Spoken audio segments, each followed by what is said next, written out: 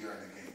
But going to New England and recognizing the team concept a little bit more and understanding that it's not necessarily about me, it's about the team. And if I can help the team win and not make very many plays, I still had a great day and a great game. So that was a huge lesson for me. It took me until I was 35 years old to recognize and realize that sometimes the team is much more important than the individual. Was there a moment when you were playing when your asthma kicked in and you thought, this is really serious? It was a preseason game in Dallas. Preseason games are typically played in August, which is the hottest month of the year here in America. And Dallas is a hot state. So it was a fumble on the field. So it was 10 guys diving for this football, and I was at the bottom of the pile. And within that pile, there's all kind of reaching and grabbing and tussling. So I'm fighting to get control of this football, and this fumble occurred at the end of a very long play. So not was I only tired from the play, but fighting guys in this pile. And at some point in that pile, I blacked out. I just not have enough oxygen in my body to stay conscious. And that's when I realized, okay, this is serious. This is when the team docs, got involved and got me to see some specialists and got me on some asthma medications, which was able for me to handle and control the condition a lot better. So when you see a snake with a respiratory problem, you've got some sympathy. Anybody who can't breathe, I have such empathy for, because there's nothing more scary than either trying to get air and you can't get in, or you're trying to breathe and you can't cycle air fast enough, and you're lightheaded and that's frightening. I mean, air is as essential to survival as anything we have, and when you can't get it, it is scary. Brilliant. So, who's this?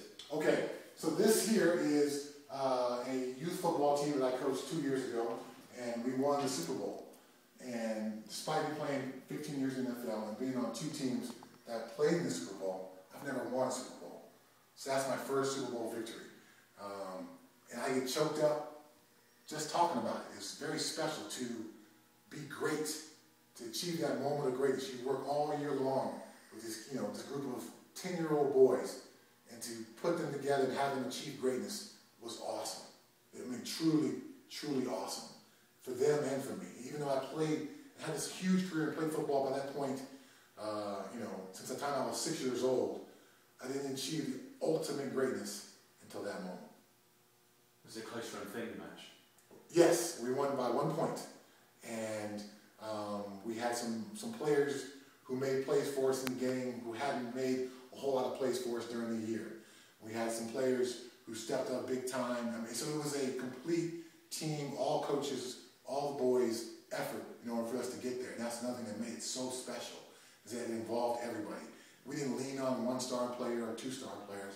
It took us the team to make that happen. And that was something I learned in New England about the team concept and how this kid or this player may not be the best player, but you can put them in a position where they can make plays to help you win the game. And that's what we were able to do as a coaching staff. And it's a really special moment. Amazing.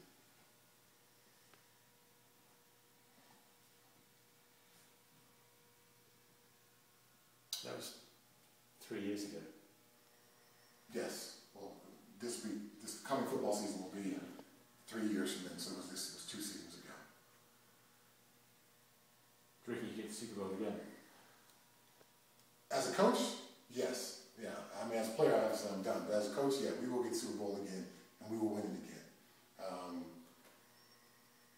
If you get everybody believing, and you get everybody buying in, it's amazing what you can achieve, and how the sum of the parts is more than just a simple addition of the parts. And by all of us believing and all of us buying in together, we can achieve greatness. And that's one of the things I always tell the kids, is that greatness is within all of us. We just got to find a way to tap it. This is an advertisement for a clothing company called No Fear. And I mean, obviously the concept of having no fear is huge in sports, in football and any kind of contact sport. They love the aspect of the reptiles, and people obviously have a fear of reptiles. So they did a series of advertisements with me, focused on me and the reptiles. I'm a linebacker, I play with no fear, I deal with all these snakes, I have no fear of the snakes. I thought it was a really good campaign, and it was a lot of fun doing it.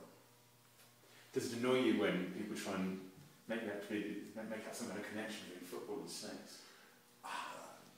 At one time it did, not so much anymore. I understand where people are coming from. At the same time, I don't want to be known just as a football player, or just as a football coach, or just as a snake guy. But I recognize these are things that people know me for, and for good reason. It's been publicized. People talking about it a lot, and there is a connection. Linebackers should strike you when they're on the football field. Snakes, as we've seen on video, they strike when they strike their prey. Snakes ambush people. Defenses that they ambush quarterbacks. So there's a lot of analogies we can tie together for that. Fluidity. And fluidity. It's hard to be a snake that's going to hunt if you're not athletic. And athleticism is being fluid in your movement. It's more than just raw power and strength. It's combining movement with the strength and within a fluid manner enables you to be very successful on the field. And as we've seen with the snakes, it works for them as well.